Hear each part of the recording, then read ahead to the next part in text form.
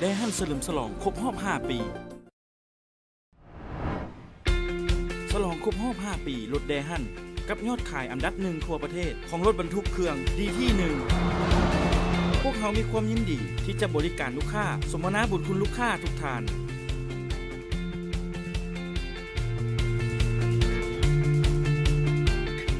จากผลตอบรับของรถเดฮั่นพวกเขามาฟังคำคิดเห็นของผู้ชมไส้ว่ามีความรู้สึกแนวใดเจ้าสวัสดีข้าพเจ้าชื่อวิศวกรนวลวรราชข้าพเจ้าเอกสิทธิ์เท่าติ๊กบ้านพลสะอาด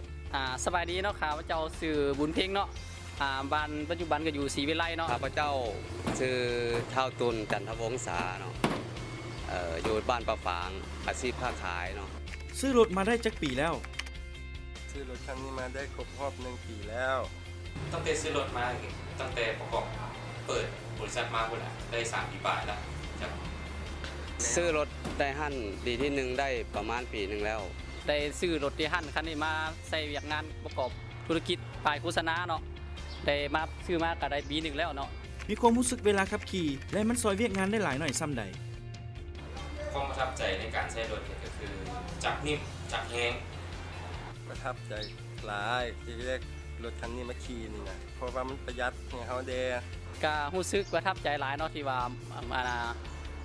เฮ็ดให้เฮามีความสะดวกสบายกับเวียกงานของเขาไวขึ้นรู้สึกประทับใจว่ามันสะดวกสบายหลายบรรทุกก็ได้หลายอย่างการค้าขายก็สะดวกกับประทับใจบ่ขาดบ่คล่องประเภทรถ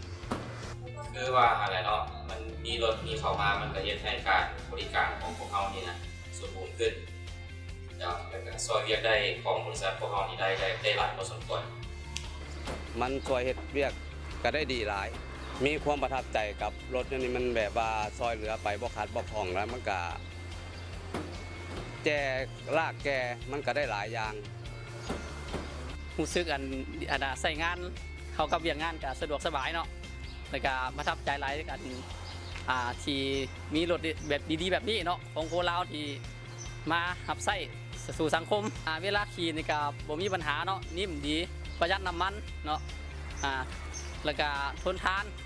ต่อท้องถนนเนาะมันก็พาเขาแก้อาหารแก้อย่างแหละแก้อาหารอย่างละไปน้ำน่ะประทับใจหลายมันบ่โซ่บุกอย่างเขาซื้อมา1 ปีมันยังเซออยู่นี่มันบ่โซ่บ่อย่างเขาพวกเขาเป็นเพื่อนคู่ใจไปกับทุกทางในทุกๆเส้นทางบ่ว่าใกล้หรือไกลพวกเขายินดีที่จะให้บริการและช่วยให้การเฮ็ดเวียกหรือธุรกิจของทางดำเนินไปอย่างราบรื่น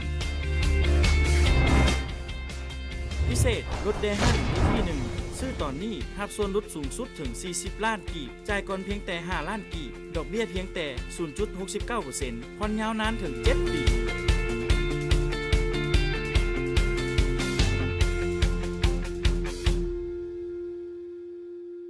แดฮั่นเพื่อชีวิตที่ดีกว่า